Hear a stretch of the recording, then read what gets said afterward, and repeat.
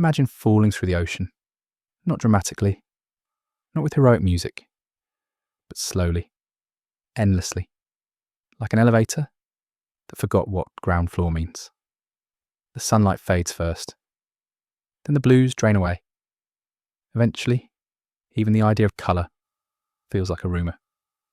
By the time you reach 2 miles down, darkness is no longer the absence of light.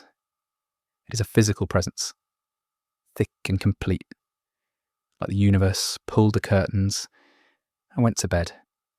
And right here, in a place that seems profoundly uninterested in hosting life, the deep sea is very much alive. Not barely alive, it's thriving, casually thriving, as if the rules up top were more of a suggestion than a law.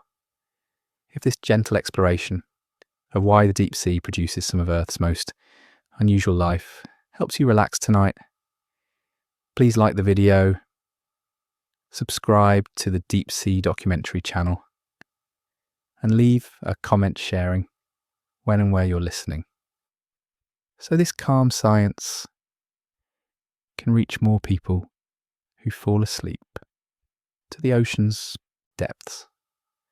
The pressure alone should be enough to scare everything off. At this depth, the weight of the ocean presses down with thousands of pounds per square inch. If you dropped an unprotected human here, they would not so much implode as be gently but firmly reminded that bones are optional under these conditions. Steel bends, electronics panic, and yet fish glide past with the calm confidence of creatures who did not read the safety warnings.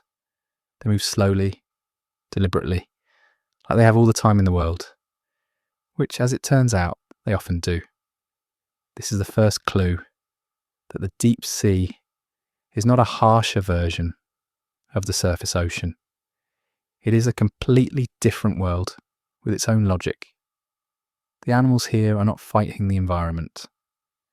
They are perfectly matched to it. They are not superheroes. They are specialists. Evolution did not give them super strength or speed.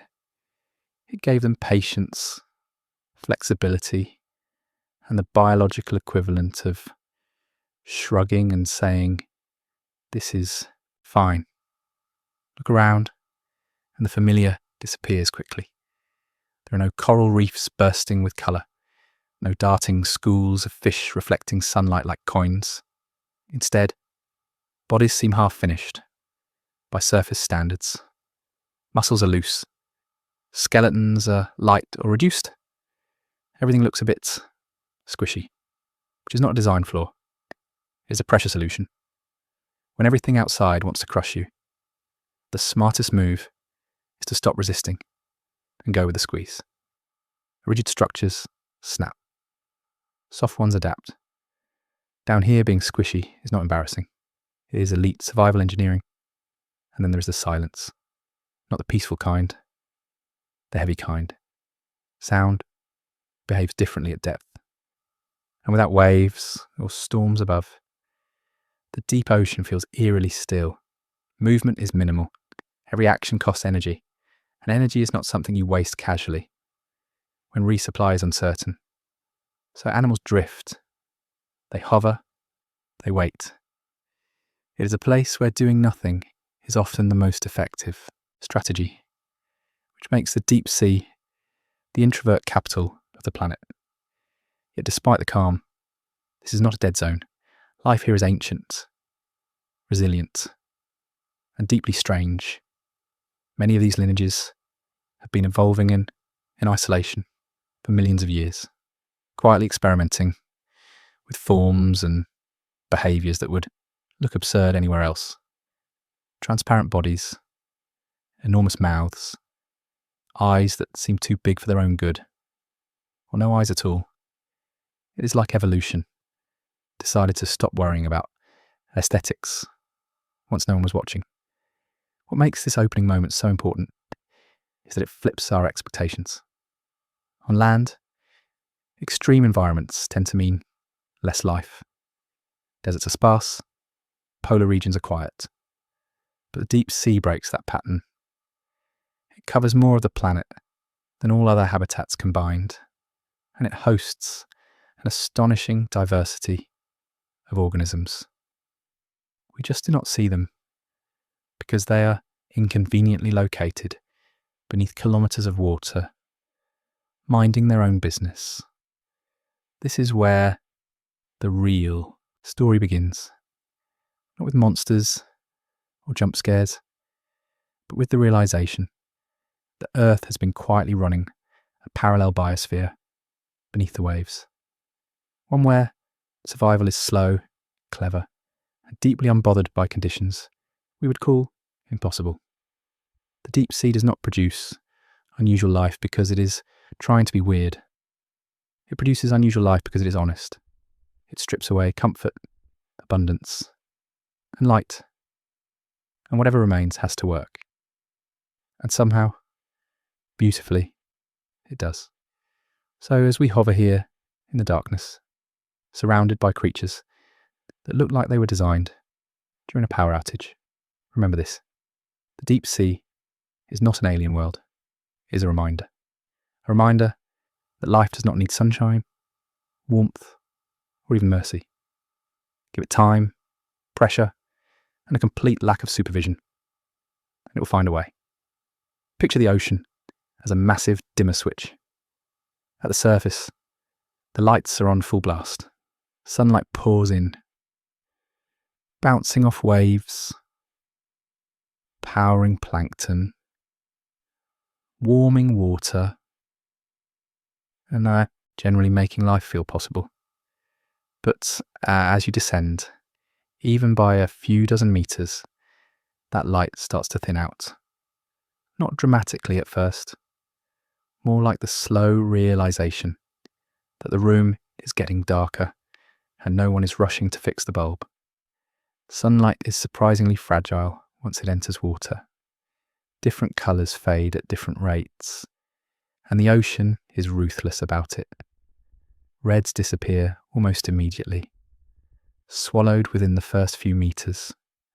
Oranges and yellows follow soon after. Greens linger a little longer, stubborn but doomed. Blue holds out the longest, which is why the open ocean looks blue from above, and why underwater photos, taken without artificial light, look like they were filmed inside a sad aquarium. Eventually, even blue gives up. By the time you reach deeper layers, sunlight is no longer fading, it is gone. This matters because sunlight is not just for visibility. It is the foundation of most surface life. Photosynthesis depends on it, and photosynthesis is how energy enters the food web in the first place. Plants and microscopic algae use light to turn carbon dioxide and water into sugar, quietly feeding almost everything else, either directly or indirectly. It is the biological equivalent of a universal paycheck. Once the light disappears, that paycheck stops arriving. As you pass beyond the reach of effective sunlight, you cross an invisible but profound boundary. Above it, life can make its own energy from light. Below it, life cannot. This is where photosynthesis clocks out, hands in its badge, and says you are on your own now. And biology, being biology, responds not with panic but with creativity. The ocean is divided into layers based on light penetration, and each layer tells a story about how much energy is available. Near the surface, light is abundant and predictable. Deeper down, it becomes scarce and unreliable. Eventually, it vanishes entirely. These layers are not just physical zones, they are energy zones. They determine what kinds of life strategies are even possible. Without sunlight, plants have no role to play. There are no underwater forests waving gently in the dark. No photosynthetic rescue, waiting just a little deeper. The deep sea exists beyond the reach of solar power, which means every organism living there must rely on energy that comes from somewhere else. That simple fact shapes everything that follows. Body sizes, behaviours, lifespans, even how often it makes sense to move at all. What makes this so fascinating is that the transition is gradual. There's no dramatic line where the light switches off completely. Instead, it fades until it becomes biologically useless. Imagine trying to run a city on a few flickering streetlights. Technically, there is still light, but not enough to keep the system running. At a certain point, evolution stops pretending and moves on. This is also why the deep sea feels so disconnected from the surface, even though it is physically attached to it. Energy does not flow downward easily. Sunlight enters at the top and is mostly spent there. Very little makes it to the depths in a usable form. The deep ocean exists in a kind of energetic shadow, where every calorie is precious and nothing is wasted casually. Yet this darkness is not simply a limitation. It is also an opportunity. Without light, visibility-based strategies lose importance. Camouflage based on colour becomes irrelevant. Visual displays become pointless. The environment stops rewarding brightness and starts rewarding efficiency. Evolution does not mourn the loss of sunlight. It adjusts its priorities. The disappearance of light also removes daily and seasonal cycles that dominate surface life. There is no sunrise or sunset 2 miles down. No changing seasons. No visual cues to mark time. The deep sea is a place of remarkable consistency. Temperature, light and conditions change very slowly, if at all. This stability allows for evolutionary experiments that would fail in more chaotic environments. When nothing changes quickly, life has the luxury of committing to strange solutions and refining them over millions of years. So this chapter is not really about darkness. It is about the moment when Earth's most familiar energy source quietly stops working. When sunlight bows out, biology does not retreat. It improvises. It finds new ways to survive in a world where light is a memory and photosynthesis is a historical footnote. And from this single transition, an entirely different version of life begins to unfold, one that plays by rules written in shadow. As you sink deeper into the ocean, pressure does not arrive with drama. It does not announce itself. It simply accumulates. Every metre adds more weight, more force, more insistence. By the time you reach the deep sea, the water above you is no longer just water. It is a vertical continent, pressing down with relentless patience. This is not a force you can outmuscle or outsmart. It is always there, evenly applied, never taking a break. And life, ever the opportunist, responds in a way that feels almost counterintuitive. At the surface, strength often comes from rigidity. Bones, shells, thick armour. But under extreme pressure, rigidity becomes a liability. Anything with air pockets or hard, brittle structures is asking to be crushed, cracked, or compressed into something best described as formally alive. Down here, the winning strategy is not toughness, it is compliance. The deep sea rewards bodies that can bend, flex, and yield without breaking, like biological stress balls drifting through the abyss. Many deep sea animals have bodies that look underwhelming by surface standards. Muscles are less dense, skeletons are lighter, sometimes reduced to the bare minimum needed for structure. Some species rely more on cartilage or soft tissue than hard bone. This is not because they are weak. It is because strength in this environment means not resisting the inevitable. Pressure presses equally on all sides, so if your internal structure matches that external force, nothing collapses. It is physics meeting biology and agreeing to cooperate. Even at the cellular level, pressure leaves its fingerprints. Proteins, the tiny machines that run every biological process, are sensitive to their surroundings. Under extreme pressure, their shapes can warp, which is bad news if your entire metabolism depends on them doing their jobs correctly. Deep sea organisms solve this by tweaking the chemistry of their cells. Their proteins are structured to stay stable and functional even when squeezed by immense force. It is molecular level engineering, perfected over countless generations, all to keep the internal machinery humming quietly along. Then there is the issue of gas. On land and near the surface, many animals rely on gas-filled spaces. Lungs, swim bladders, air sacs. In the deep sea, gas is a problem waiting to happen. Compressible spaces collapse under pressure, which is why most deep sea fish either lack swim bladders entirely or have versions that are drastically modified. Instead of adjusting buoyancy with gas, they rely on oils, gels, or body composition to maintain their position in the water. It is less flashy, but it does not implode, which is a solid trade-off. Movement itself is shaped by pressure. Rapid, forceful motions require strong muscles anchored to sturdy skeletons. That kind of setup is expensive and risky down here. Instead, many deep-sea animals move slowly and deliberately, using gentle undulations or subtle fin movements. The water supports them, the pressure holds them together, and speed becomes optional.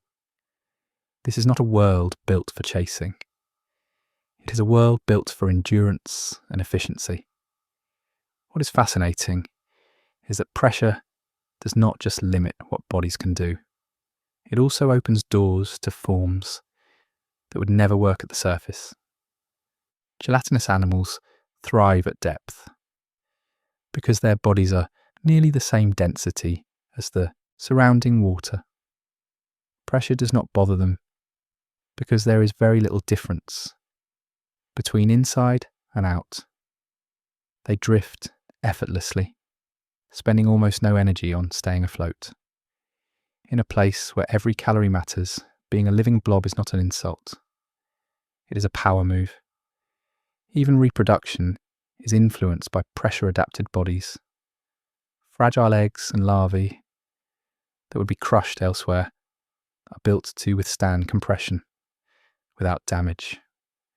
Development happens slowly, safely, shielded by designs that assume pressure as a constant companion, not a threat. From birth to death, these organisms are shaped by the expectation of being squeezed, always forever. The result of all this is a community of life forms that look alien, not because they are exotic, but because they are honest. They are not pretending the environment is something it is not. They do not armour up or puff out their chests. They soften, simplify and adapt. In the deep sea, evolution does not reward bravado. It rewards flexibility. So when you see images of deep sea creatures that look like they might melt if you stared at them too hard, remember this. They are not fragile. They are perfectly tuned to a world that would destroy anything rigid enough to impress us. Down here, being squishy is not a flaw. It is the difference between existing and becoming a very brief science lesson about what pressure can do. If darkness sets the mood of the deep sea, cold sets the pace. Once you pass beyond the influence of surface warmth, the temperature drops and then seems to give up entirely, settling just above freezing. and staying there with stubborn consistency. This is not the dramatic, icy chill of polar seas, where temperatures swing and storms churn the water. This is a steady, unchanging cold that seeps into everything. It does not shock you, it lingers. And for life down here, that lingering cold rewrites the rules of biology. Temperature controls chemistry, warmth speeds molecular motion, making chemical reactions happen faster. Cold does the opposite. It slows everything down. In the deep sea, this means digestion takes longer, growth creeps along, and recovery from injury is a patient process measured in months or years rather than days. If surface animals live life, in fast forward, deep sea organisms are operating on a carefully maintained pause button. One of the biggest challenges cold presents is to enzymes. These tiny biological machines drive every chemical reaction in a living body, from breaking down food to copying DNA. In cold conditions, enzymes become sluggish, like workers trying to assemble furniture while wearing thick mittens. Deep sea species solve this by evolving enzymes that remain flexible and active at low temperatures. Their chemistry is fine-tuned to work efficiently when warmth is in short supply, a molecular adaptation that keeps life moving even when the environment insists on slowing it down. Cell membranes also feel the cold. At low temperatures, membranes can become stiff, which makes it harder for nutrients and signals to pass in and out of cells. To counter this, deep sea animals adjust the composition of their membranes, packing them with fats that stay fluid in the cold. Think of it as switching from butter to oil, so things do not freeze solid. It is subtle, invisible, and absolutely essential. Then there is the ever-present risk of freezing. While deep ocean water does not usually dip below freezing due to salt content, it comes close enough to make ice crystals a constant threat. Ice crystals inside cells are catastrophic. They puncture membranes and shred internal structures. To prevent this, many deep-sea organisms produce antifreeze proteins. These molecules bind to tiny ice crystals and stop them from growing, effectively telling ice to calm down and stay microscopic. It is biological winter gear, custom fitted and always on. Cold also changes how energy is spent. Maintaining a high metabolism in such conditions would be wasteful and unsustainable. Instead, deep sea animals often operate on extremely low metabolic rates. They burn energy slowly, carefully, stretching each calorie as far as it will go. This is not laziness, it is efficiency elevated to an art form. Movements are measured. Growth is gradual. Everything about their biology suggests a long-term commitment to survival rather than short bursts of activity. This slow pace has profound consequences for lifespan. Many deep-sea animals live far longer than their shallow water relatives. When metabolism runs slowly, wear and tear accumulates at a gentler rate. Cells divide less frequently. Damage builds up more slowly, and aging itself seems to take its time. In a world where change is rare and conditions are stable, longevity becomes a sensible investment. Cold also influences how animals interact with their environment. Rapid escapes and aggressive pursuits are less common because they are energetically expensive.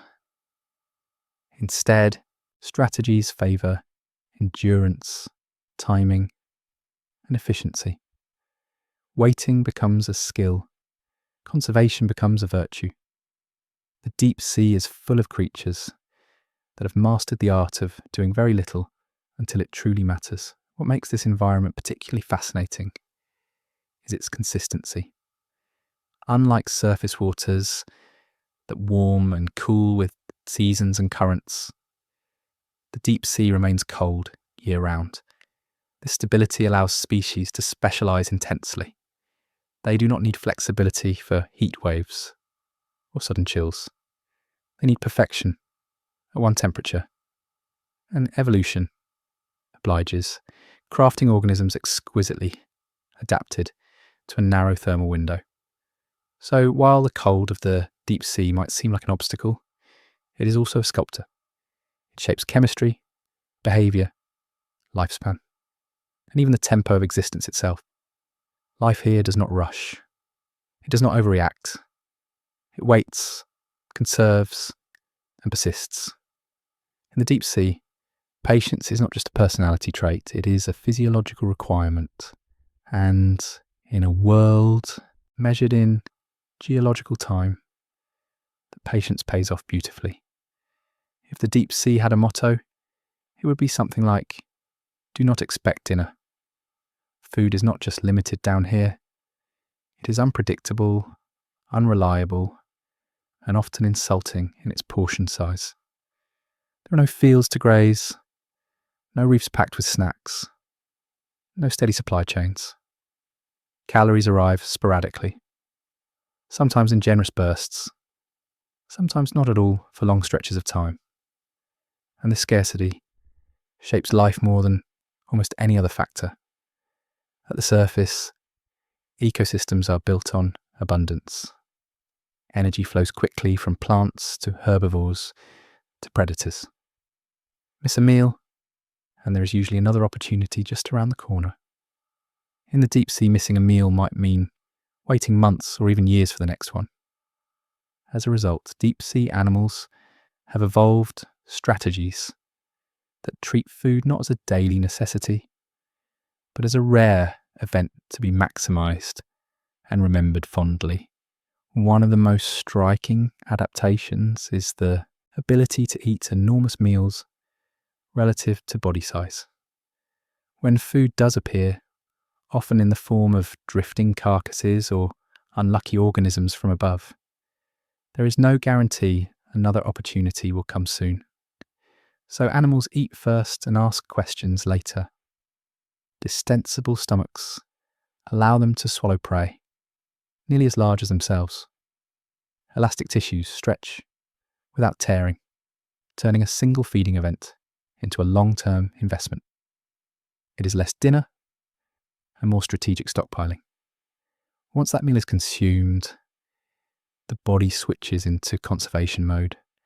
Digestion happens slowly and efficiently. Nutrients are stored as fats or other energy reserves that can be drawn on over extended periods.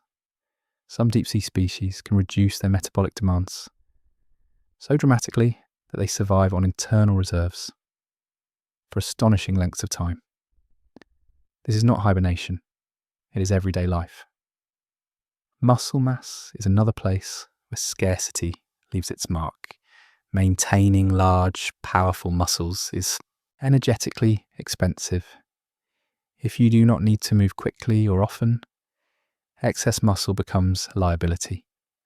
Many deep-sea animals have reduced musculature, relying on buoyancy and gentle movements rather than constant swimming. This saves energy and aligns perfectly with a lifestyle where calories are precious. Behaviour adapts as well. Active hunting is risky and costly when prey is rare. Instead, many deep-sea predators use sit-and-wait strategies, positioning themselves where food is most likely to pass by. They may remain motionless for long periods, conserving energy while waiting for the right moment. Patience is not just a virtue here, it is a survival mechanism. Even waste management changes under scarcity. Deep-sea animals are remarkably efficient at extracting nutrients from food. Very little is left unused.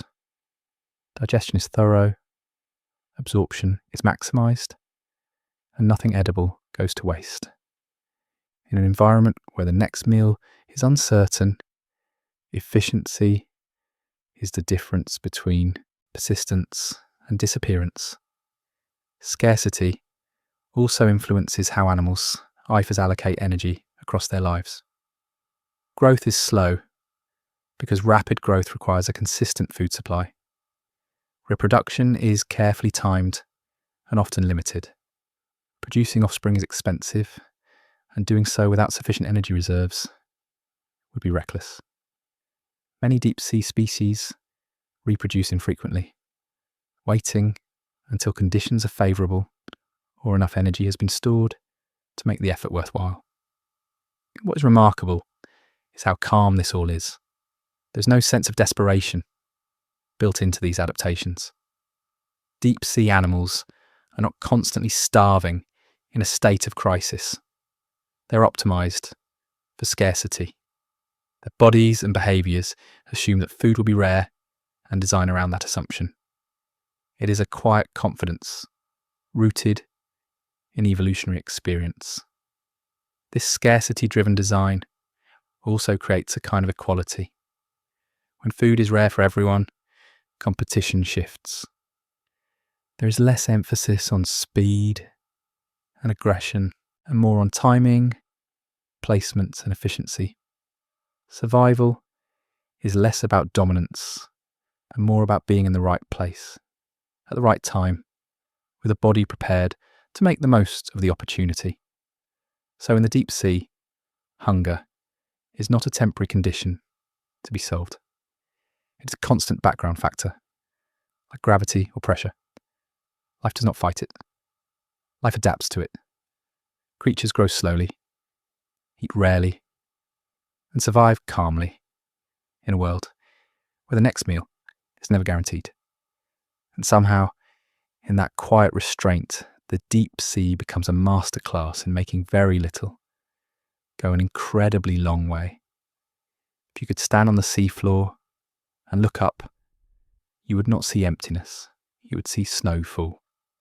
Not the fluffy, festive kind that inspires hot chocolate and poor driving decisions, but a constant, quiet drizzle of organic debris drifting down from the sunlit world far above. This is marine snow, and it is one of the most important food delivery systems on Earth, even though it looks like someone shook a cosmic dustpan into the ocean. Marine snow is made of tiny particles, dead plankton, fragments of algae, shed cells, mucus, fecal pellets, and other biological scraps that surface life discards without a second thought. Gravity does the rest. These particles clump together as they sink, forming flaky aggregates that tumble slowly through the water column.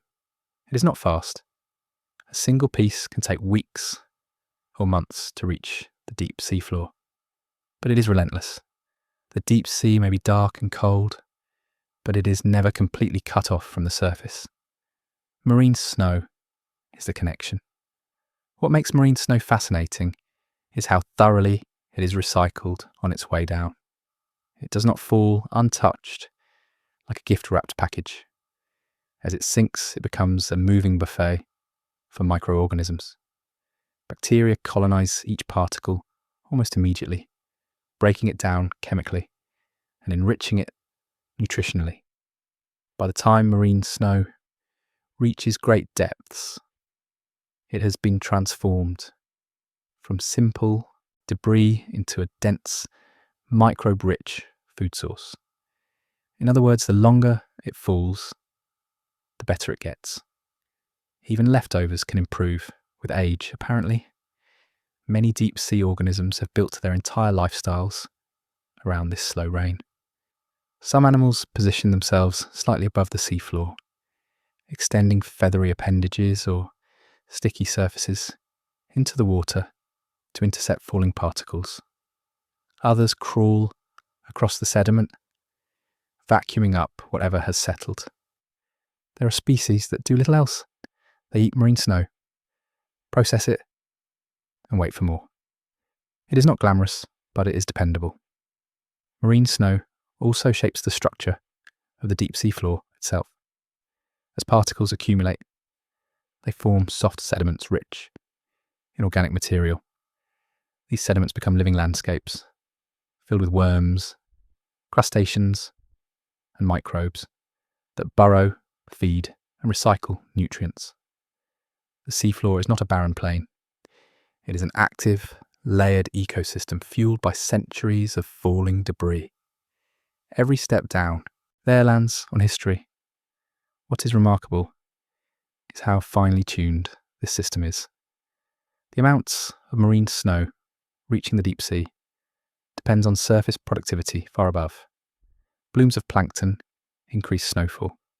Changes in climate, currents, or nutrient availability ripple downward, subtly altering a food supply in places that never see the sun. The deep sea may seem isolated, but it is deeply connected to surface processes in a one-way conversation carried by gravity. Marine snow is also uneven. Some areas receive more than others, creating patches of relative abundance and scarcity on the seafloor. This uneven distribution encourages specialization. Certain species thrive where snowfall is heavier, while others are adapted to survive on thinner deposits. Over time, this patchiness contributes to the incredible diversity of deep sea life. Even leftovers can create neighborhoods. Occasionally, marine snow is joined by something bigger. A large carcass sinking from above can create a sudden feast, but those events are rare and temporary. Marine snow, by contrast, is constant. It is the background hum of the deep ocean's energy budget. Small, steady inputs that, over millions of years, add up to entire ecosystems. There is something humbling about this system. The deep sea is not sustained by dramatic events or heroic productivity. It survives on what drifts down unnoticed.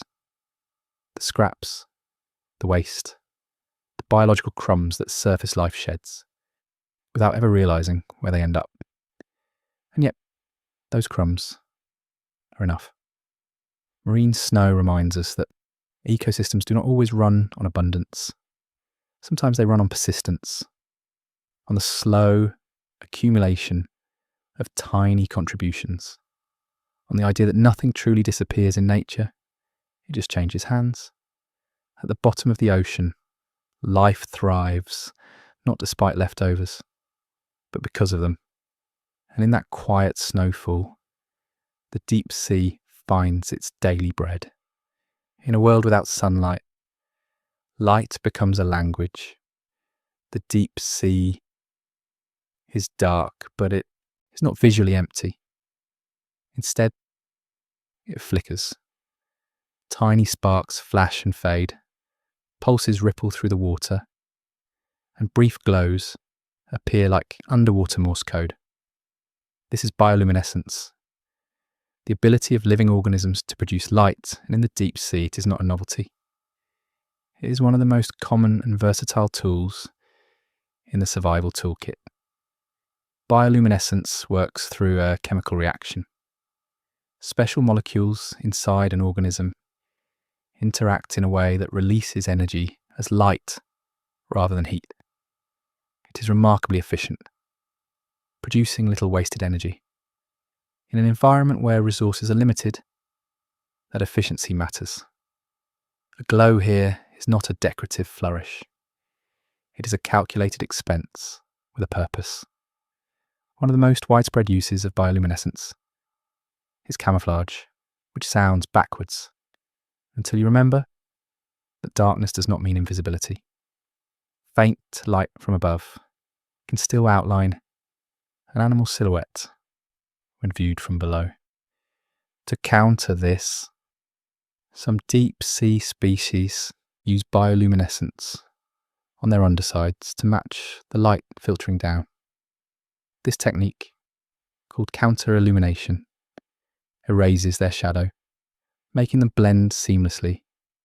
into the faint glow above.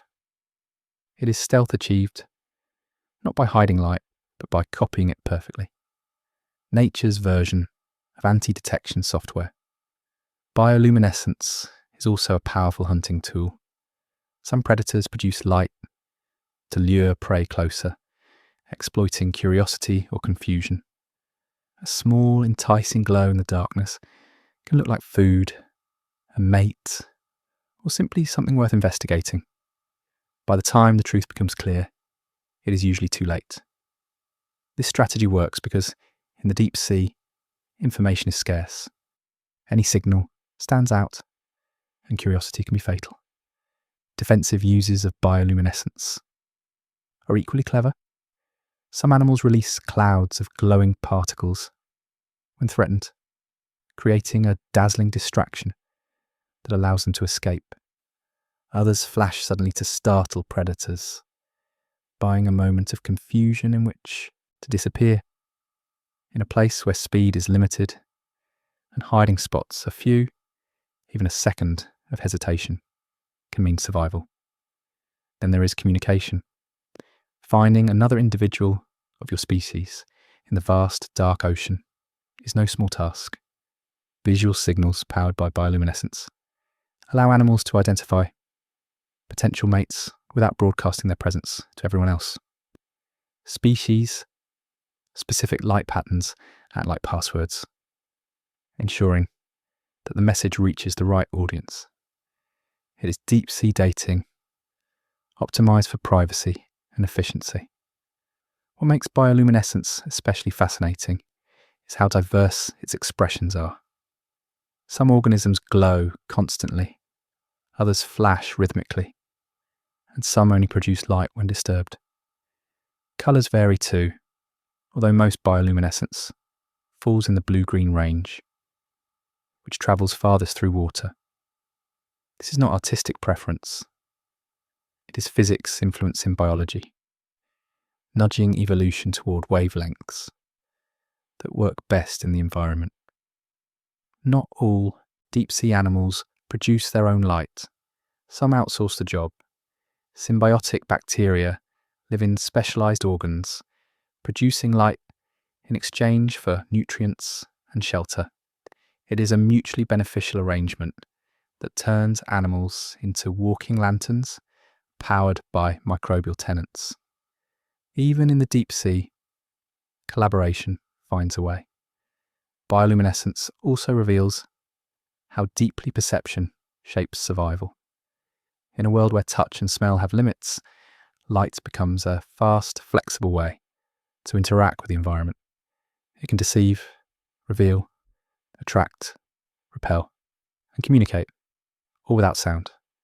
Every glow carries meaning, whether it is an invitation, a warning, or a trap. Seen from afar, the deep sea might look empty. Seen up close, it is alive with light. A slow-motion firework display, happening every night, every day, all year long. The stakes are high, the signals are subtle, and mistakes are costly. But in the absence of sunlight, life invents its own stars. And in doing so, turns the darkest place on Earth into one of its most visually inventive. In the deep sea, survival is not about brute force. It is about perception. When visibility is limited and encounters are rare, the battle between predator and prey shifts from physical confrontation to psychological manipulation. Every interaction becomes a high-stakes guessing game, where misreading a signal can be fatal. Here, deception is not a dirty trick. It is a respected evolutionary strategy. Predators in the deep ocean cannot rely on long chases or ambushes driven by speed. Energy is too valuable, and opportunities are too scarce. Instead, many species specialize in controlling what their prey thinks is happening. Lures are a classic example. A small, glowing appendage or moving structure mimics the appearance of food, drawing curious animals closer. The predator remains still, conserving energy, while the prey does the work. It is less hunting and more marketing. And it works because curiosity is a powerful force in an information-poor environment. Prey species, of course, are not passive participants. They evolve their own tricks to confuse, misdirect and discourage attacks. One common strategy is the use of false eyes, markings that resemble large, intimidating eyes in places where they do not belong. These spots can startle predators or redirect attacks away from vital areas. In a world where encounters are brief and decisions are made quickly, even a moment of hesitation can be enough to escape. Body shape itself becomes part of the psychological toolkit. Some animals exaggerate certain features, making themselves appear larger or more threatening than they actually are. Others do the opposite, minimize their apparent size to avoid detection. In low light conditions, outlines matter more than details. Evolution exploits this by reshaping silhouettes to manipulate first impressions. Glowing decoys add another layer of complexity. Some prey species can shed luminous body parts or release glowing substances that drift away from them. Predators focus on the light, assuming it marks their target, while the actual animal slips into darkness. It is a biological sleight of hand, trading a disposable distraction for survival. Down here, misdirection is often worth more than muscle. Predators also use timing as a weapon. Many remain inactive for long periods, blending into the background until the precise moment when prey is most vulnerable. This patience is not laziness, it is strategy. Acting only when success is likely minimizes wasted effort and reduces exposure to danger from other predators. In the deep sea, even hunters are cautious. What makes these interactions particularly intense is how rare they are. Encounters between predator and prey do not happen constantly. They may be separated by long stretches of emptiness. When two animals finally cross paths, there is little room for error. Each has invested enormous evolutionary effort into getting that moment right. There are no practice runs. Communication plays an unusual role here. Visual signals, brief flashes of light, or sudden changes in appearance convey information rapidly. These signals can bluff, threaten, or deceive because sound and physical contact are less reliable. These visual cues become the primary language of conflict. It is a quiet battlefield, but one filled with constant negotiation. Even failure shapes future interactions. A predator that misses an opportunity cannot afford repeated mistakes. A prey animal that survives an encounter may carry scars or behavioural changes that influence how it responds next time. Over generations, these individual outcomes shape species-wide strategies, refining the psychological arms race. The result is an ecosystem where intelligence, in the evolutionary sense, is expressed through design rather than thought. No one is planning these tricks. They are the accumulated outcome of countless encounters, each one nudging biology toward better deception, sharper perception, and more effective bluffing. So when you imagine life in the deep sea, do not picture endless violence or mindless predation. Picture a chess match played in the dark, where pieces move slowly and every signal is suspect. In this world, the winner is not the strongest or the fastest. It is the one who best understands how to be seen and when not to be.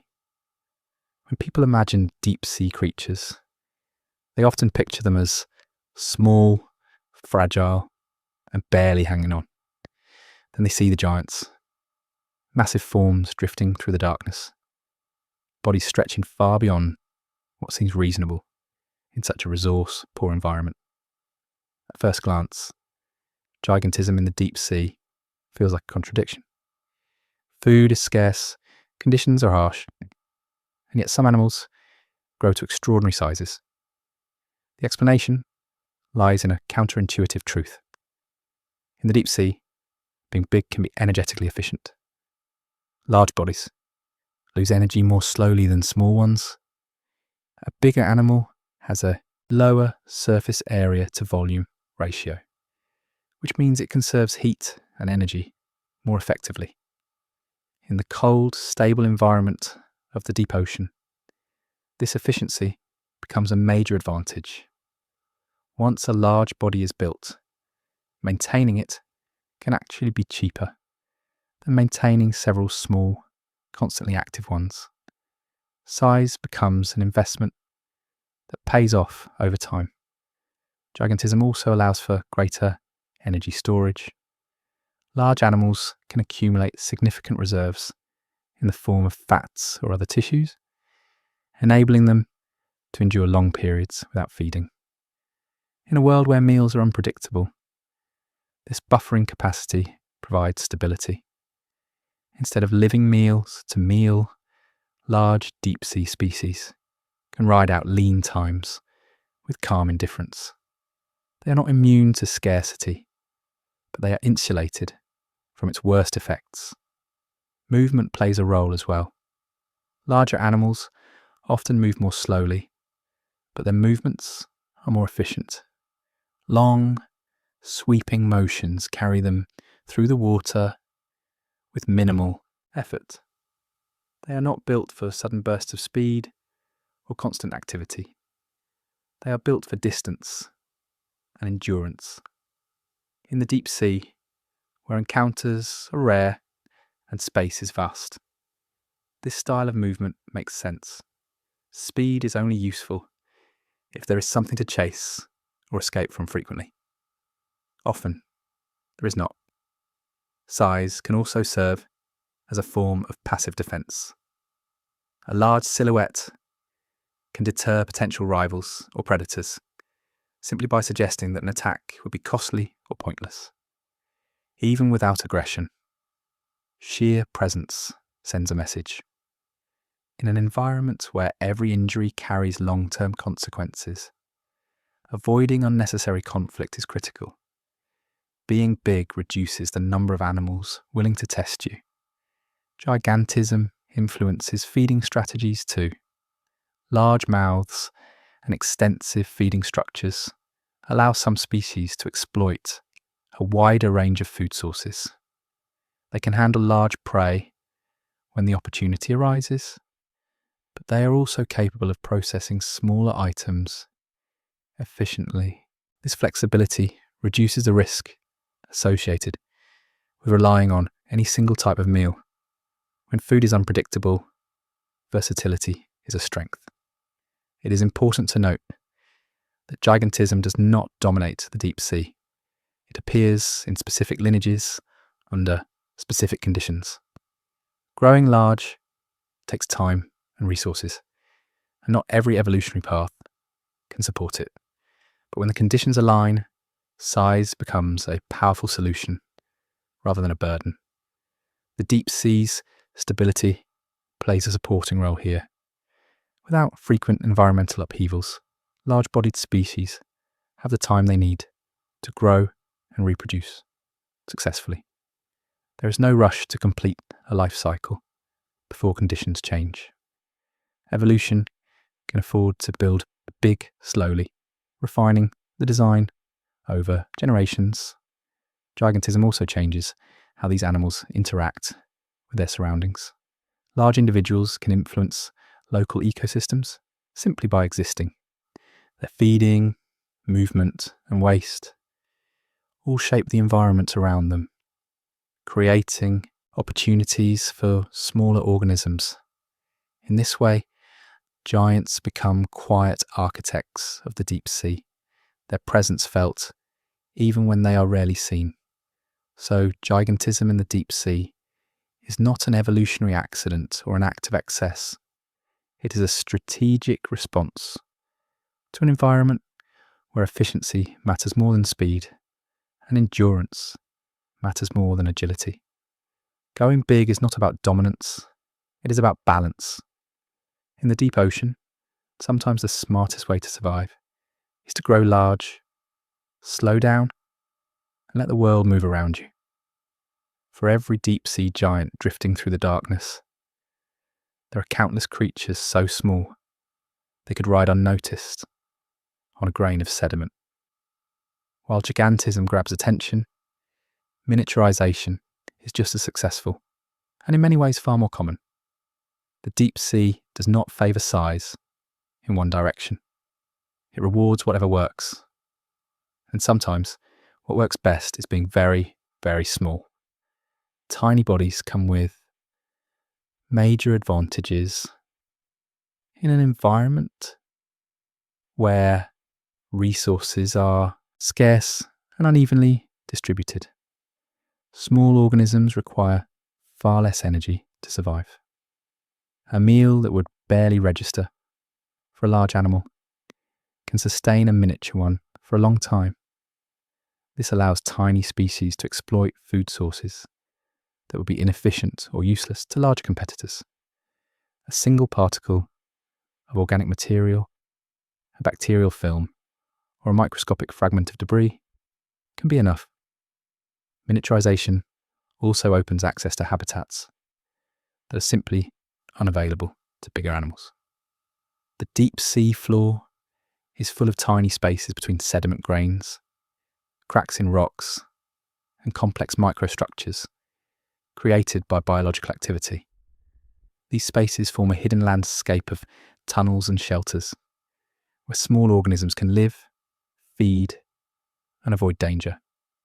For them, the seafloor is not a flat plane. It is a three-dimensional maze. Being small also reduces visibility.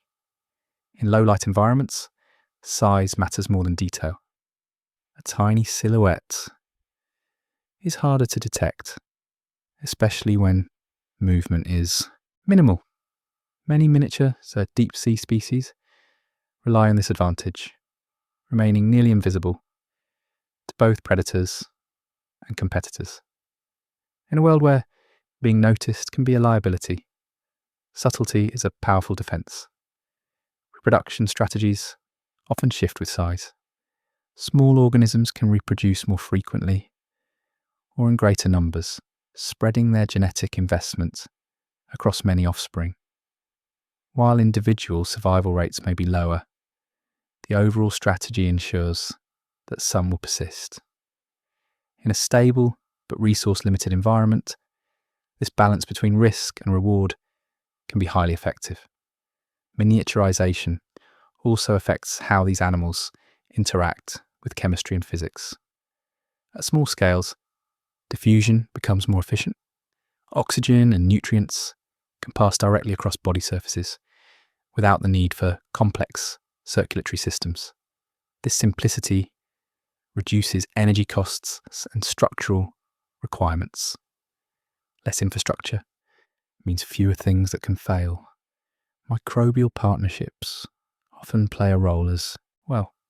Tiny deep sea species frequently rely on close associations with bacteria either as food sources or as partners in digestion and nutrient processing. These relationships allow them to extract value from materials that would otherwise be unusable. When you are small, collaboration becomes a shortcut to survival. What is particularly interesting is how miniaturization and gigantism can coexist in the same environment without direct conflict. They occupy different niches, exploit different resources, and operate on different scales of time and space. The deep sea is large enough and complex enough to support both extremes simultaneously. Miniaturization also allows for rapid adaptation. Smaller organisms tend to have shorter generation times, which can speed evolutionary responses to subtle environmental changes. While the deep sea is relatively stable, small variations in food availability or chemistry can still occur. Being small allows populations to adjust more quickly, fine-tuning their strategies without waiting for long life cycles to play out. So while giants loom in the imagination, it is the tiny organisms that quietly dominate in numbers and influence. They process vast amounts of material, recycle nutrients, and form the foundation of many deep-sea systems. Their success is not obvious, but it is profound. In the end, miniaturization proves a simple point. There is no single winning size in the deep sea. Evolution experiments freely, scaling life up and down as needed. Sometimes survival means growing large enough to endure. Other times it means shrinking until the world itself becomes your shelter. And in the darkness below, both strategies flourish side by side. If the deep sea had a fashion standard, it would be function over familiarity. Down here, bodies are not designed to look appealing or symmetrical or even particularly recognizable. They are designed to solve problems. When energy is limited and opportunities are rare, every anatomical feature has to earn its place. The result is a collection of shapes, so unusual that they often look like prototypes, rather than finished products. One of the most striking trends is transparency. Many deep-sea animals have evolved partially or fully transparent tissues, including heads and internal structures. Transparency reduces visibility, making it harder for predators to detect an outline in low light. It also allows animals to keep sensitive organs protected inside without advertising their presence. A transparent head may look unsettling to us, but in the deep sea it is excellent camouflage. Mouths, too, become highly specialized. Instead of fixed jaws built for regular feeding, many species evolve expandable or folding mouths that can open far wider than their resting size. This allows them to capitalize on rare feeding opportunities, swallowing prey that would otherwise be too large. These structures often collapse back into a compact form afterward, minimizing drag and energy costs when not in use. It is a flexible design for a flexible lifestyle. Body proportions also shift dramatically. Some animals have elongated limbs or fins that seem disproportionate to their bodies. These extensions increase sensory reach or feeding efficiency without requiring constant movement. Others have flattened or ribbon-like bodies that allow them to drift or hover with minimal effort. In a place where motion is expensive, shape becomes a tool for staying still effectively. Even internal anatomy adapts in surprising ways. Organs may be rearranged, reduced, or supported differently to accommodate unusual external shapes. What would be inefficient or unstable at the surface becomes perfectly viable in the buoyant, high-pressure environment of the deep sea.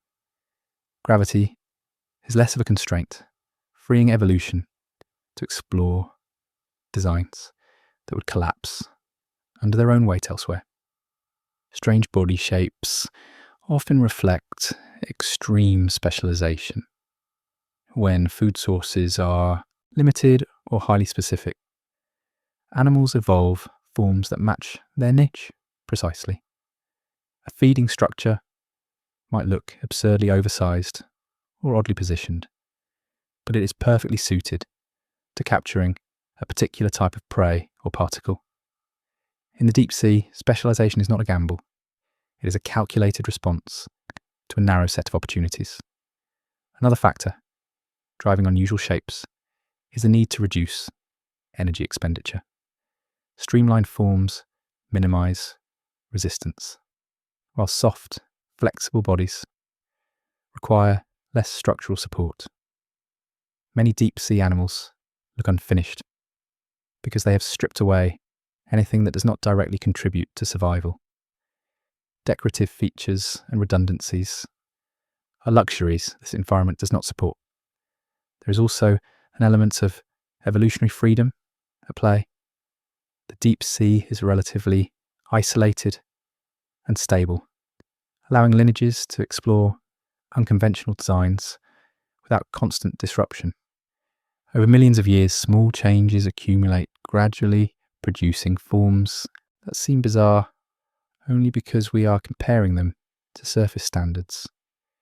In their own context, they are perfectly logical. These shapes can also influence behaviour. An animal's form determines how it moves, feeds, and interacts with others. Unusual anatomy often pairs with equally unusual lifestyles, reinforcing the idea that, in the deep sea, form and function are inseparable. The body is not just a vessel, it is the strategy. So when we describe deep sea animals as strange, we are really revealing our own biases. We expect life to look a certain way because we are used to environments rich in energy and light. The deep sea offers neither, and biology responds accordingly. Here, normal is inefficient, weird is practical. In the end, the deep sea reminds us that evolution does not aim for beauty or familiarity. It aims for survival. And when survival demands transparent heads, folding mouths, and bodies that look like they were designed by committee, evolution happily obliges. Reproduction is challenging in the best of circumstances. It requires energy, timing, and finding the right partner.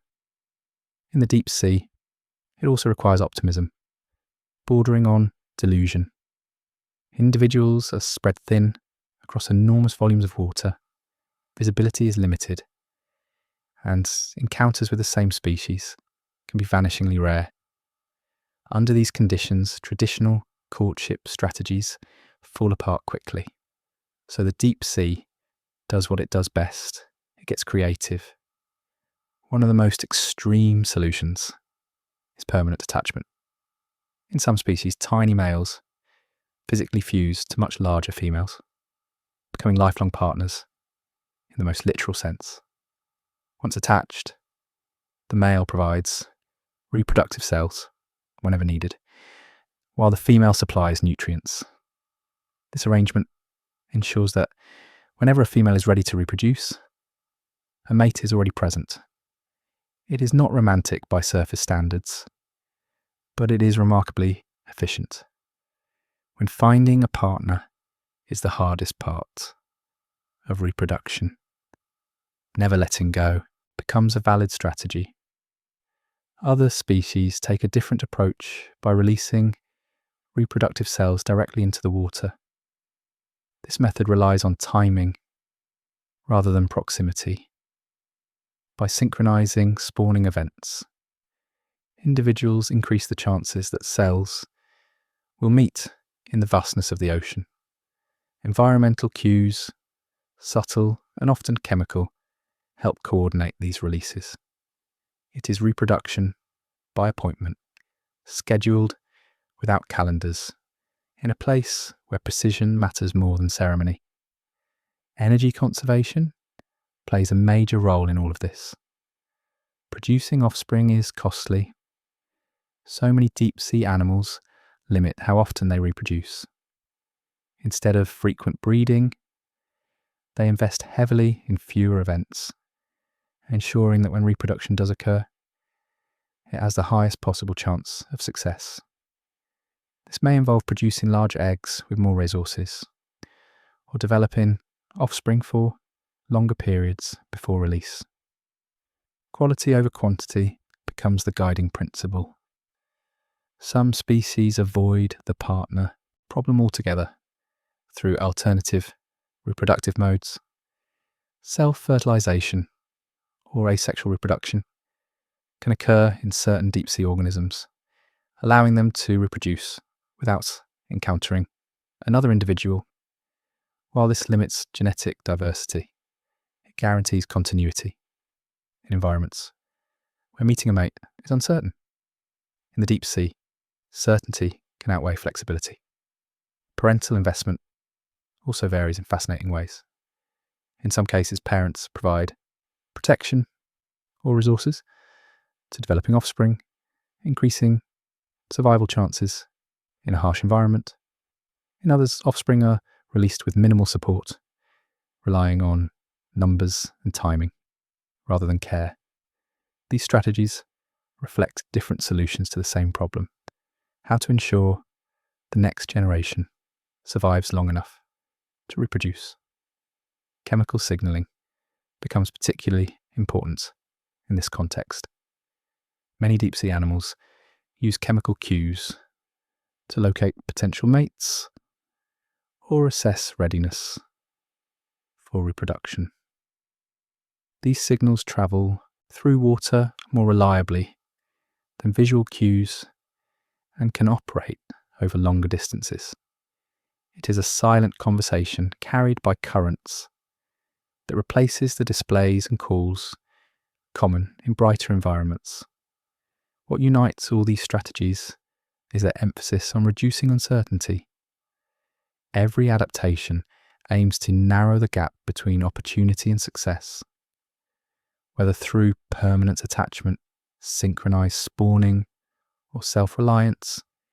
Deep-sea reproduction is about stacking the odds in an environment that offers few guarantees. The result is a reproductive landscape that looks bizarre from the outside, but makes perfect sense within its context. These animals are not being strange for the sake of it. They're solving one of biology's hardest problems under some of the toughest conditions imaginable. In the deep sea, love is not a fleeting encounter or a seasonal ritual. It is a logistical challenge, solved with anatomical commitment, chemical precision, and ruthless efficiency.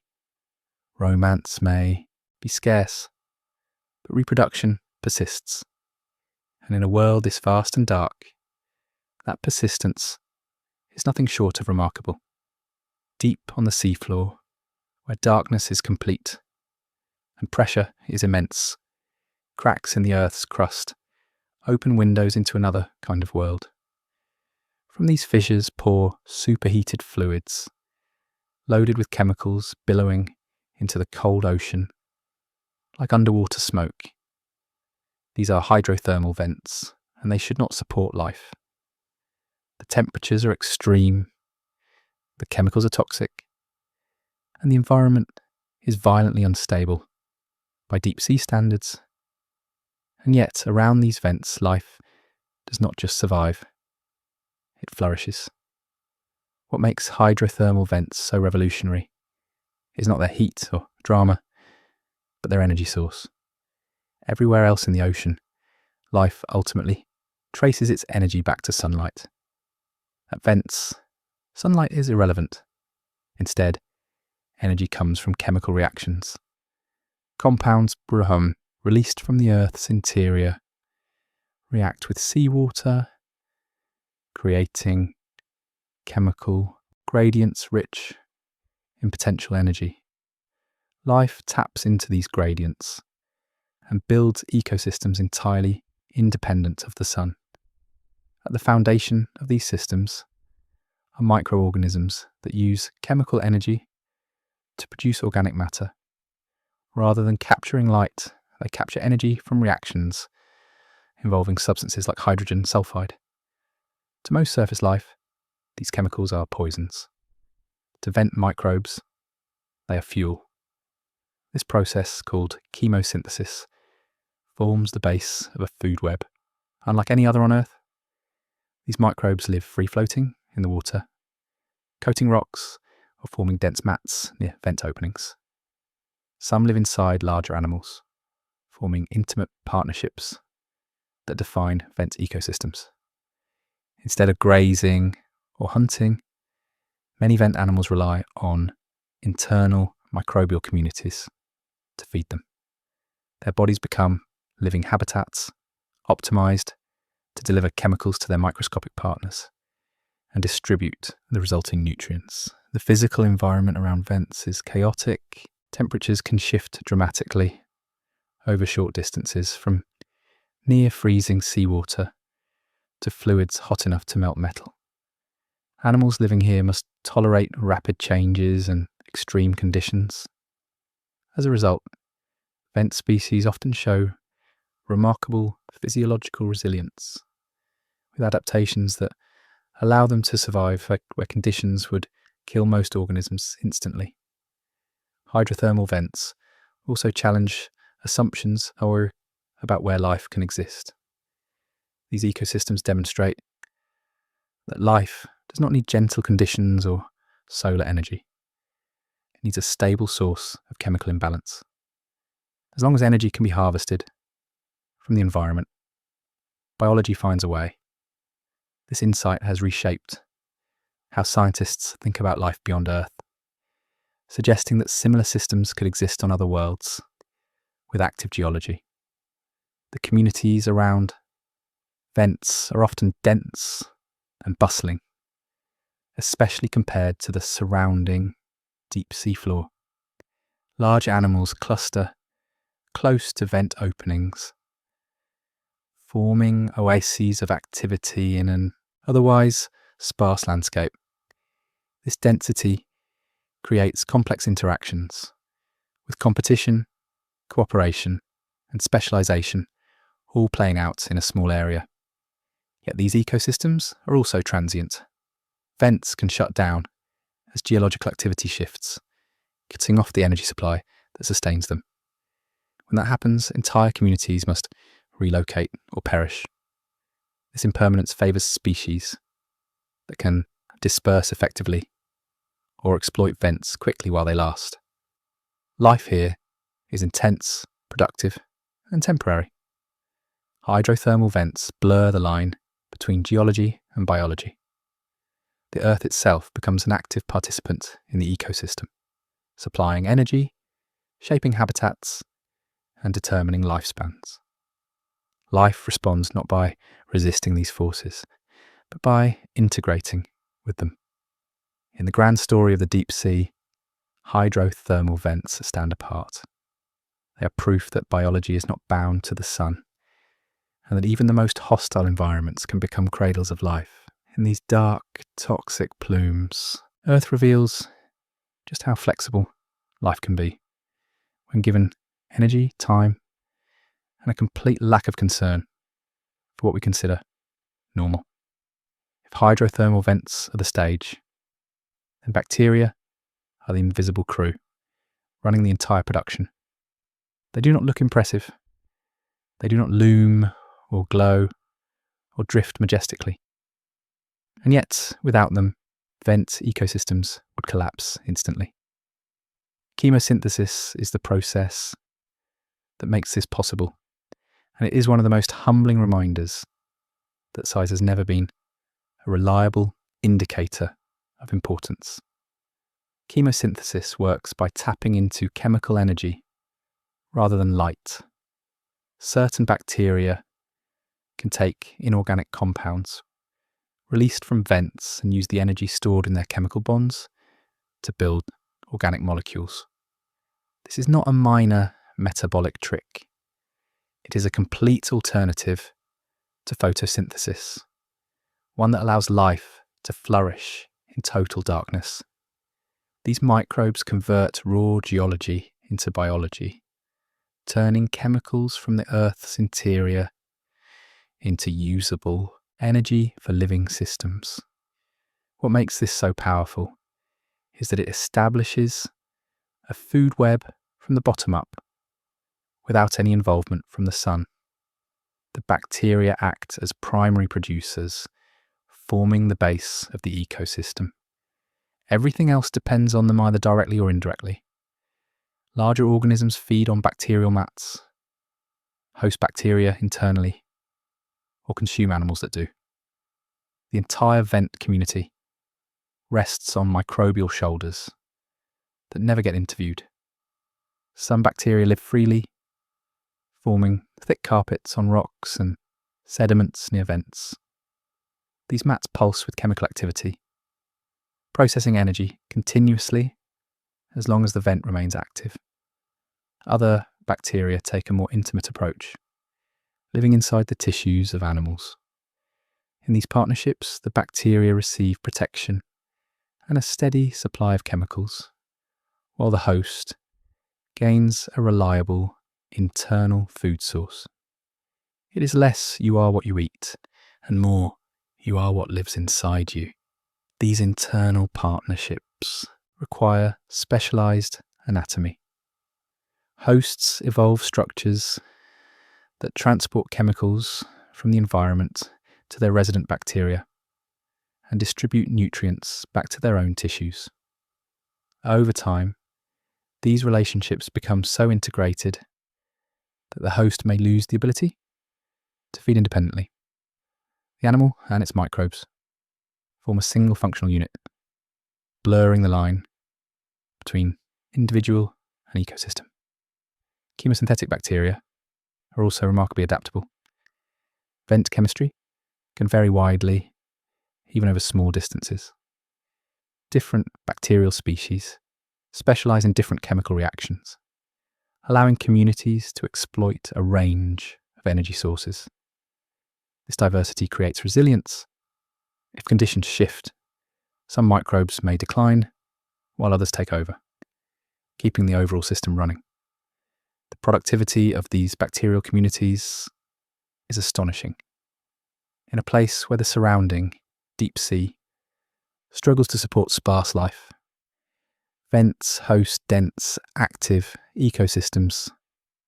This productivity comes entirely from microbial metabolism, proving that energy availability, not sunlight, is a true limiting factor for life. Give microbes a usable energy gradient, and they will build a food web out of almost anything. Chemosynthesis also changes how we think about evolution. These bacteria represent ancient metabolic strategies that may predate photosynthesis itself. Long before the atmosphere filled with oxygen, early life likely relied on chemical energy sources similar to those found at vents. In that sense, vent microbes are not just unusual specialists. They are living echoes of Earth's earliest biosphere. Despite their importance, these microbes operate quietly. They do not announce themselves. They simply work, converting chemicals into life-sustaining energy, day after day. Larger animals benefit from this labour and often draw the attention, but they are passengers on a microbial-powered system. This pattern repeats across the planet, from soils to oceans to our own bodies. Microbes form the foundation of ecosystems, while larger organisms take the spotlight. The deep sea just makes this relationship impossible to ignore. Strip away sunlight, plants, and familiar food chains, and what remains is the truth. Life runs on chemistry, and microbes are the masters of it. So when we marvel at the strange animals clustered around hydrothermal vents, we are really witnessing the success of bacterial innovation. Chemosynthesis is not just a clever workaround. It is a reminder that the smallest players often make the biggest systems possible. In the deep sea, as on the rest of Earth, the world belongs to microbes. Everyone else is just along for the ride. In the deep sea, time moves differently. Not metaphorically, but biologically. Many deep sea animals live lives that stretch far beyond what we would consider normal, with lifespans measured not in decades, but in centuries. This is not an accident, and it is not because they have discovered some mystical fountain of youth. Longevity in the deep ocean is a carefully shaped evolutionary strategy, one that makes sense only in a world where survival is uncertain and opportunities are rare. At the surface, life often favours speed. Grow fast, reproduce early, and hope to pass on your genes before something eats you or the environment changes. In the deep sea, that logic collapses. Encounters are infrequent. Reproduction is costly. And surviving long enough to encounter the right conditions can matter more than rushing to reproduce. In this context, living longer is not indulgent. It is practical. Slow growth is one of the hallmarks of deep sea longevity. Many animals add body mass and structural material at a glacial pace, sometimes producing only tiny increments each year. This slow growth reduces the energy demands of development and allows resources to be allocated toward maintenance and repair. Instead of building quickly and wearing out, these animals invest in staying functional for as long as possible. Cellular maintenance plays a central role here. Long-lived deep-sea species often show enhanced mechanisms for repairing DNA damage and maintaining cellular integrity. Over time, small errors accumulate in all living systems. By prioritizing repair over rapid turnover, these animals reduce the gradual degradation that leads to aging. It is less about avoiding damage altogether and more about fixing it before it becomes a problem. Longevity also changes how these animals interact with risk. When you expect to live for hundreds of years, taking unnecessary chances makes little sense. Many deep-sea species exhibit cautious behaviours, avoiding conflict and conserving energy. Injury can be devastating when healing is slow, so prevention becomes paramount. Survival is about minimising loss over a long timeline rather than maximising short-term gains. Reproductive timing reflects this long view. Instead of reproducing early and often, many long-lived species delay reproduction until conditions are favourable or sufficient size and resources have been accumulated. This patience increases the likelihood that offspring will be produced during optimal periods, improving survival chances. Over a long life, missing one opportunity matters less than making the right one count. Longevity also buffers against environmental unpredictability. While the deep sea is relatively stable, changes still occur. Food availability can fluctuate, geological activity can alter habitats, and human impacts are increasingly reaching the depths. Long-lived species can persist through unfavourable periods, waiting for conditions to improve, rather than being wiped out by short-term disruptions. There is also an interesting feedback loop between longevity and ecosystem roles. Long-lived animals often become stable components of their environments, shaping habitats over time. Their presence influences local conditions, creating continuity in ecosystems that change slowly. In this way, longevity contributes not just to individual survival, but to the persistence of entire communities. Studying these organisms challenges our assumptions about aging. On the surface, aging is often seen as an inevitable decline. In the deep sea, it appears more flexible. Some species show little evidence of senescence, maintaining function deep into old age. Their biology suggests that aging is not a fixed program, but a balance between damage and repair, shaped by environmental demands. Of course, longevity is not free. It requires sustained investment in maintenance and comes with trade-offs in growth and reproduction. But in the deep sea, those trade-offs pay off. When encounters are rare and danger is constant, the best strategy is often to endure. So the deep sea teaches a quiet lesson about survival. Sometimes the winning move is not to be faster, stronger, or more prolific. Sometimes it's simply to last, to grow slowly, repair carefully, and wait out the chaos. In a world measured in deep time, aging gracefully is not just admirable, it is adaptive.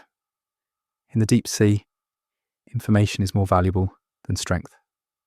When light is scarce and encounters are rare, knowing what is nearby, what is moving, and what does not belong can be the difference between survival and sudden disappearance. As a result, deep sea animals invest heavily in sensory systems, often in ways that look extreme by surface standards. Eyes either become enormous, hyper-specialized tools, or quietly vanish altogether, replaced by senses better suited to darkness.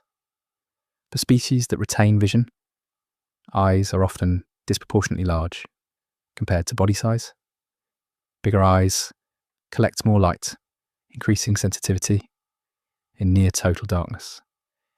These eyes are not designed for sharp detail or colour.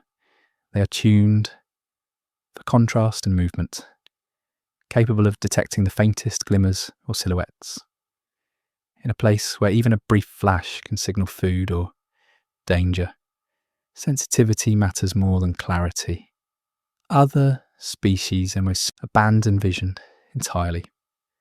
Maintaining eyes is costly, and in complete darkness, that investment may not pay off.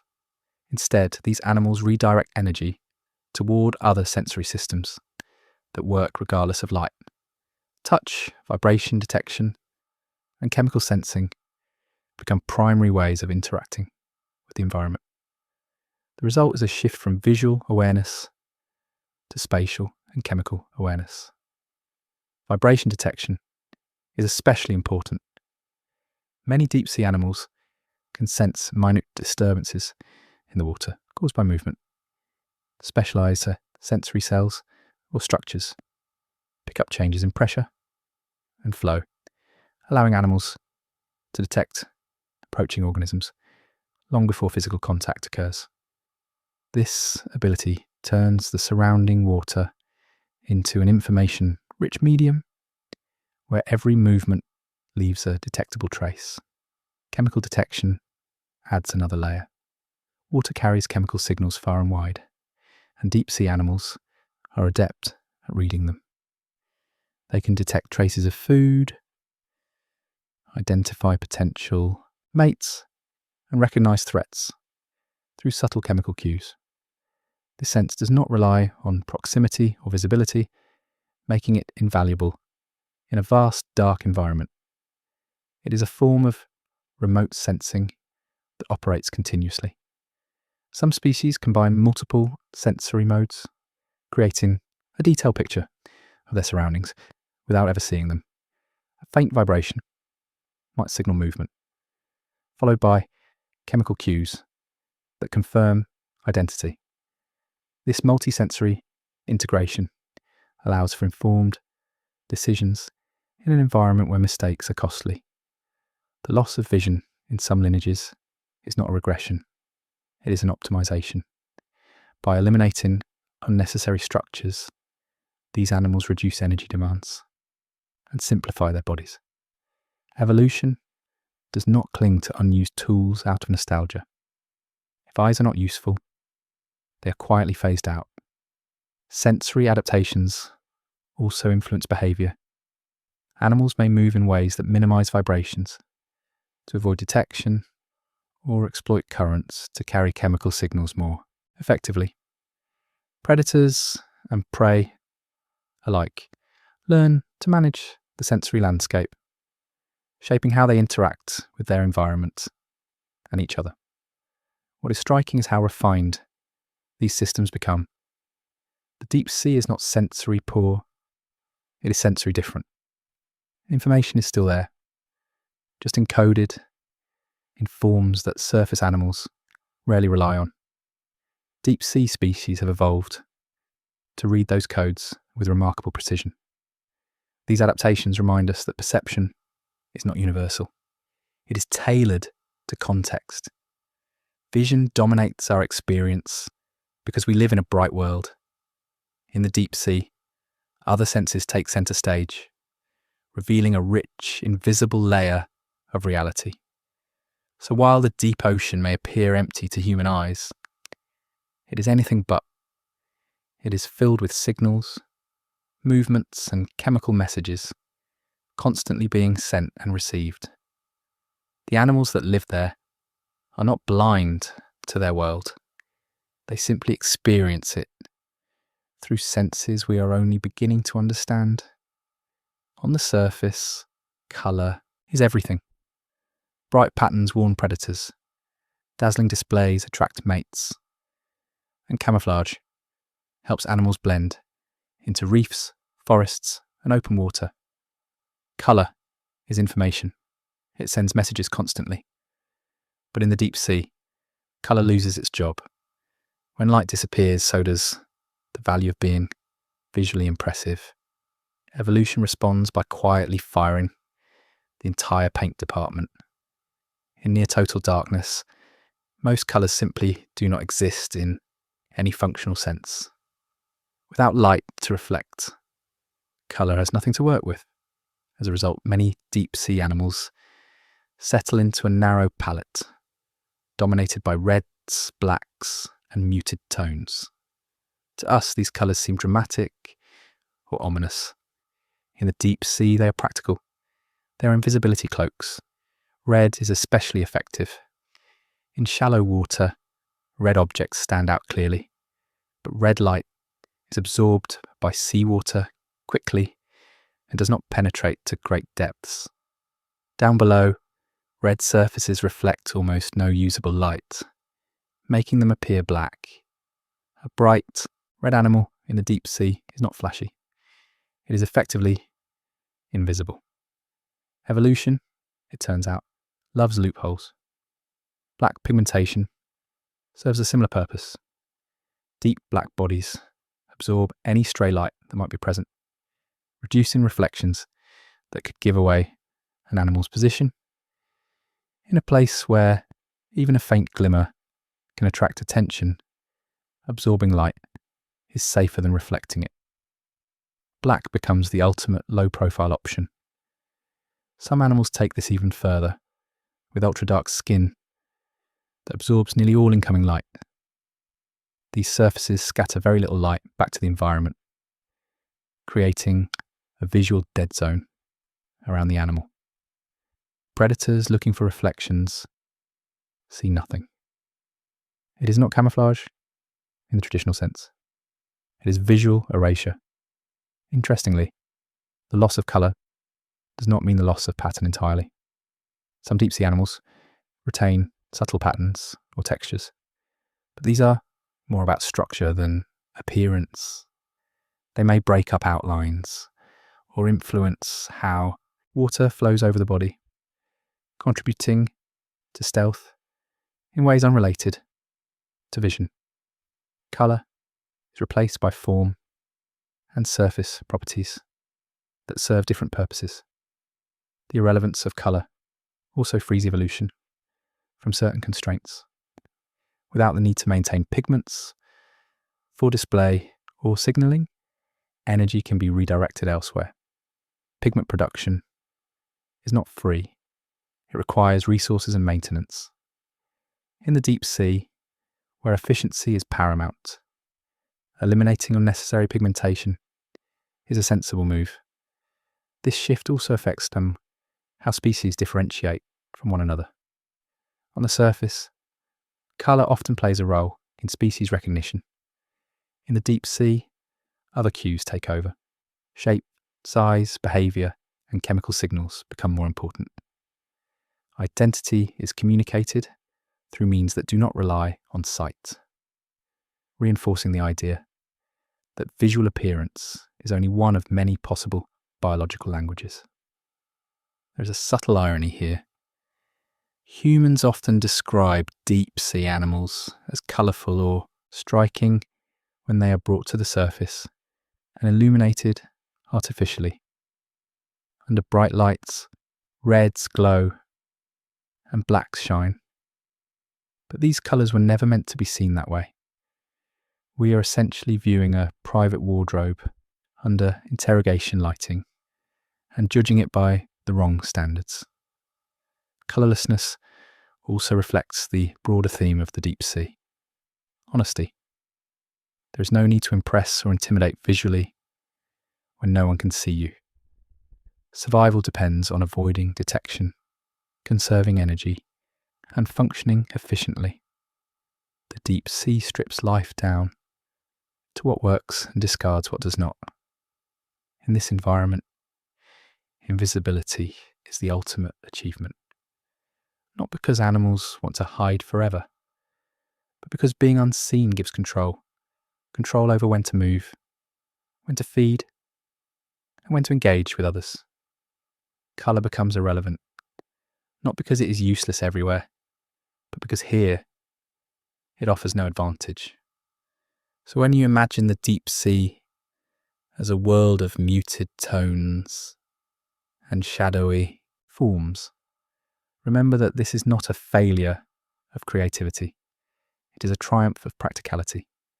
In the darkest place on Earth, the smartest colour choice is often no colour at all. The deep sea is not one continuous, uniform world. It only looks that way on maps. In reality, it is broken into countless isolated habitats, separated by distance, depth, currents, and geology. Trenches, abyssal plains, seamounts, ridges, and basins form a patchwork of environments that rarely interact. For the animals living there, moving from one habitat to another is not a casual journey. It's a major evolutionary event. And isolation, as it always does, changes everything. When populations become isolated, even subtly, they begin to diverge. Small differences in conditions favour slightly different traits, and over long periods of time, those differences accumulate. In the deep sea, this process is amplified by stability. Environments change slowly, allowing specialised traits to persist and refine without being wiped out by sudden disruptions. The result is a collection of species so finely tuned to their local conditions that they exist nowhere else on Earth. Some deep-sea habitats are effectively biological islands. A seamount rising from the abyss can host communities entirely distinct from the surrounding plains. A trench can act as a deep, narrow corridor where species evolve in isolation for millions of years. Even the subtle features like variations in sediment type or water chemistry can create boundaries that limit movement and gene flow. To us, these differences seem minor. To deep sea life, they are world defining. This isolation encourages extreme specialisation. When competition is limited and conditions are consistent, species can afford to focus narrowly on a specific way of life. Instead of being adaptable generalists, they become experts. Feeding structures, behaviours, and physiologies evolve to match precise local conditions. These adaptations may be useless anywhere else, but here they work perfectly.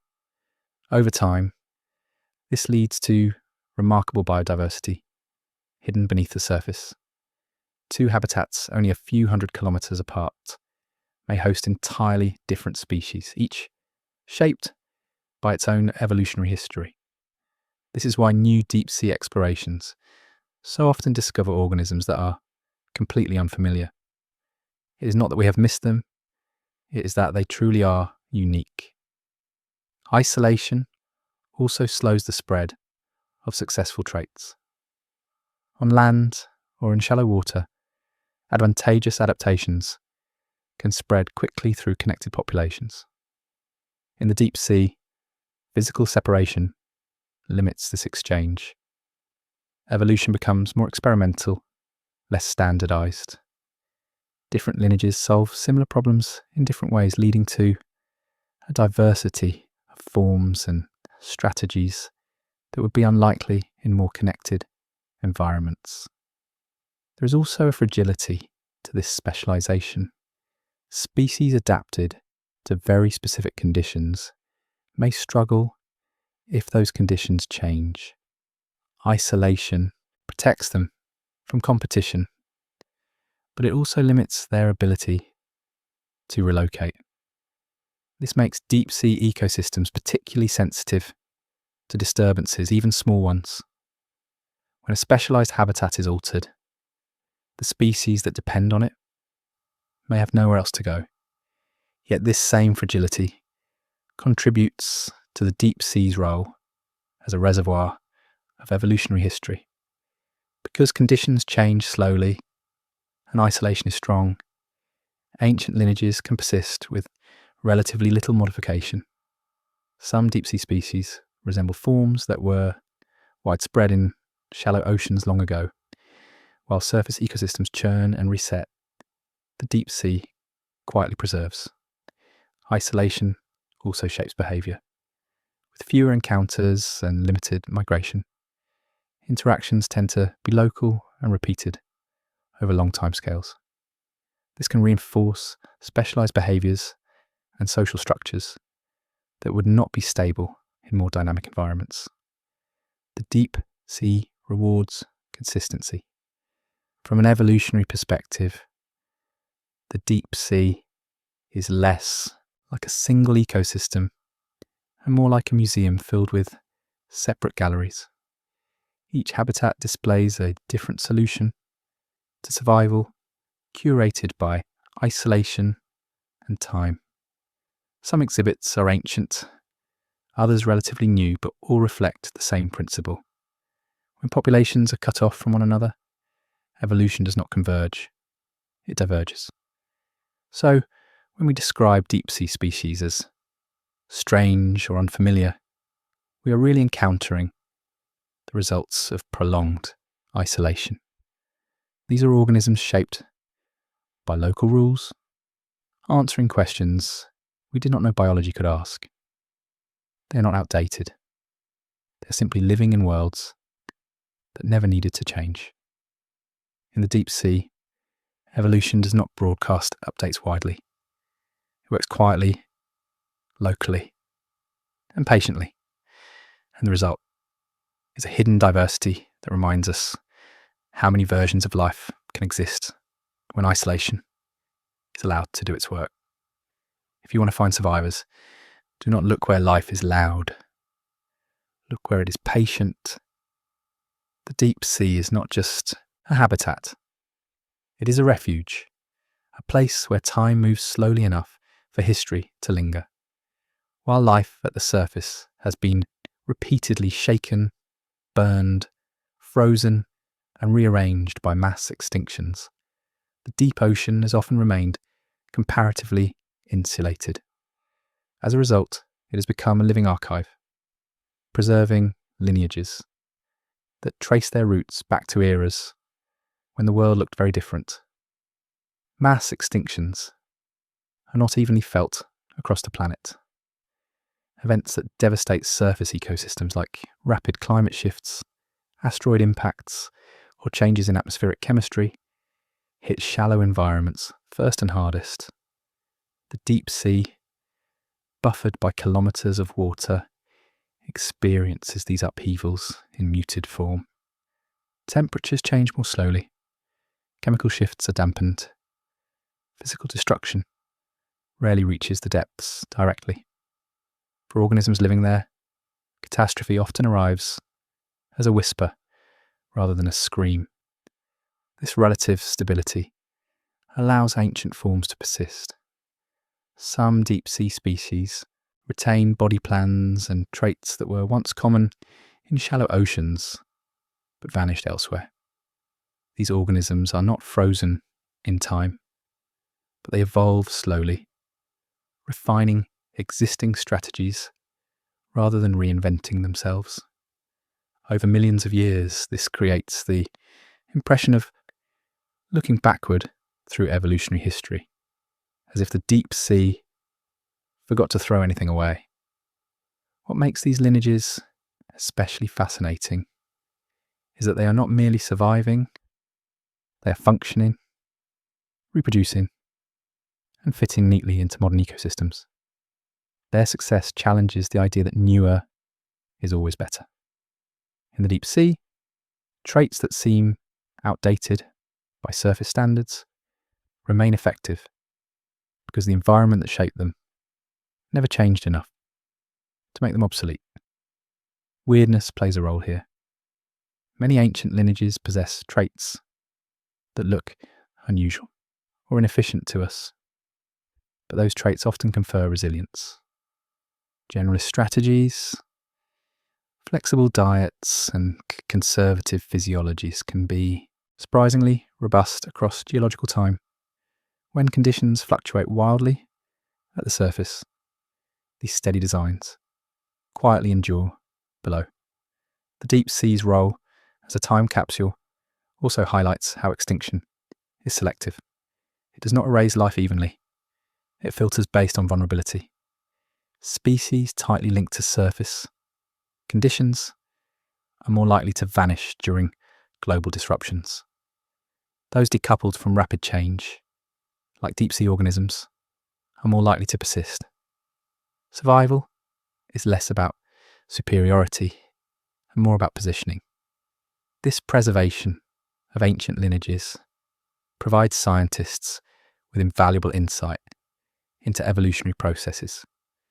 By studying deep sea species, researchers can infer what early marine ecosystems may have looked like and how life responded to past environmental challenges.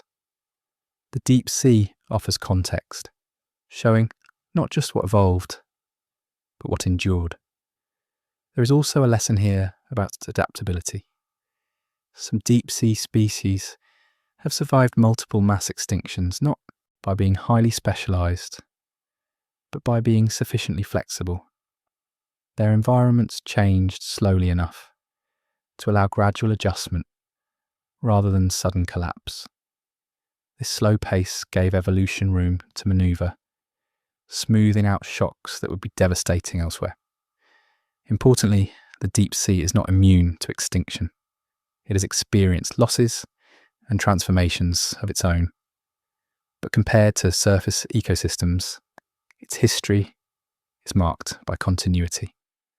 Lineages overlap eras, bridging ancient worlds with the present. In this way, the deep sea connects Earth's biological past to its living present. Seeing these ancient survivors reframes how we think about success in evolution. Dominance, abundance, and visibility are temporary. Persistence is what lasts. The deep sea does not reward flashiness or speed. It rewards strategies that can quietly withstand change without needing constant reinvention.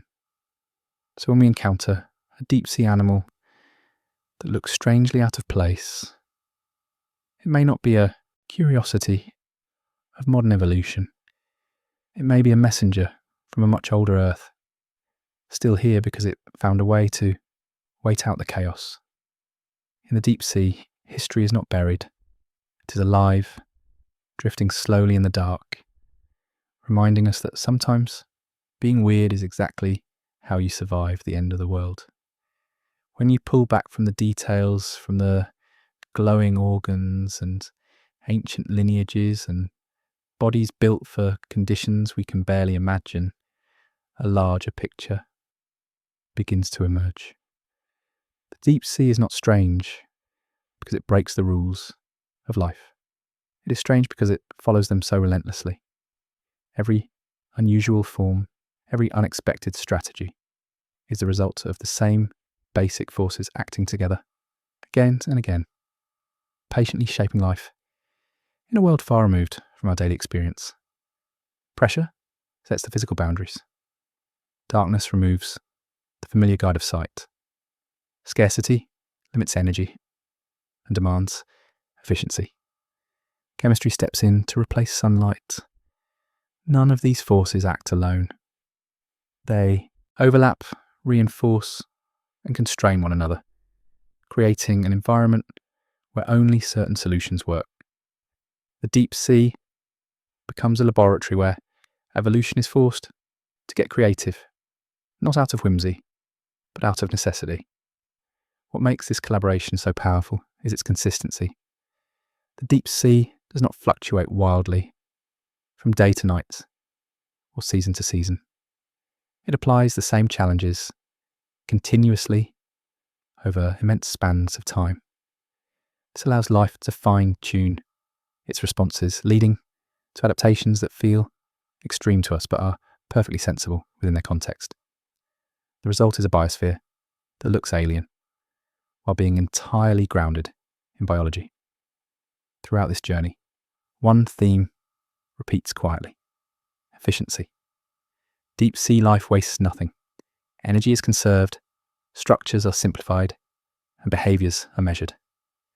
Even the most bizarre forms are streamlined for survival under specific constraints. Strangeness is not excess, it is optimization, taken to unfamiliar places. Another theme is patience. Growth is slow, encounters are rare, and change unfolds over geological time. The deep sea rewards endurance over ambition. This patience allows ancient traits to persist, specialization to deepen, and ecosystems to stabilize in ways that are increasingly rare elsewhere on the planet. The deep sea also reminds us of life's flexibility. Strip away sunlight, compress the environment, starve it of resources, and life does not give up. It rewrites, it finds new energy sources, new ways to sense the world, new strategies for reproduction and survival. The core processes of biology remain the same, but their expressions shift dramatically. There is a humbling lesson here. Humans tend to think of our environment as normal, and everything else as extreme. The deep sea flips that perspective. It shows that what we call normal is just one narrow set of conditions among many. Life does not aim to please our expectations. It adapts to what exists. Perhaps the most unsettling realization is how close this alien world actually is. The deep sea is not on another planet. It is beneath our oceans, covering most of Earth's surface. It operates largely out of sight, yet it plays a role in global systems that affect the entire planet. It is not separate from us. It is part of the same living Earth. As we explore deeper, we continue to discover new species, new interactions, and new ways of being alive. Each discovery reinforces the idea that we have not reached the limits of biological imagination. The deep sea still holds answers to questions we have not thought to ask. In the end, the deep sea is a mirror. It reflects the power of simple rules applied over long periods. Pressure, darkness, scarcity, and chemistry do not just produce strange life. They reveal what life is capable of when pushed into unfamiliar corners. They show that the boundary between the familiar and the alien is thinner than we think. So when we talk about searching for life in distant oceans on other worlds, it helps to remember that Earth already hosts one of the most alien environments imaginable. It is silent, dark, and crushingly heavy, filled with creatures that look like they belong in science fiction. And yet, they are as much a part of our planet as forests, coral reefs, and skies full of birds. The deep sea does not ask to be understood. It simply exists, shaped by forces older than us, reminding us that Earth's greatest mysteries are not always far away. Sometimes they are right beneath the waves, patiently waiting in the dark.